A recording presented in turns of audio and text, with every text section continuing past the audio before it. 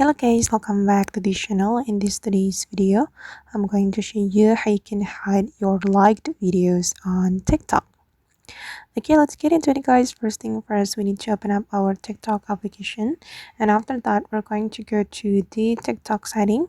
You can go to your profile first, and then you can click on these three lines on the top right, and here you can choose the settings and privacy.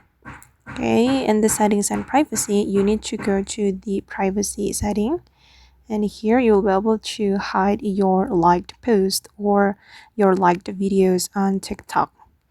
You can click on liked videos, and then you have to select only you, so only you can watch your liked videos. If you select everyone, it means that everyone can watch your liked videos on your profile, and click on only you, and after that your liked videos will be hidden from your TikTok profile.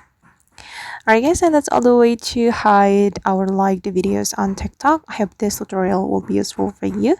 Thank you so much for watching, and if you found this tutorial useful, don't forget to hit the like button, leave your comments, and also subscribe to this channel. See you in the next video.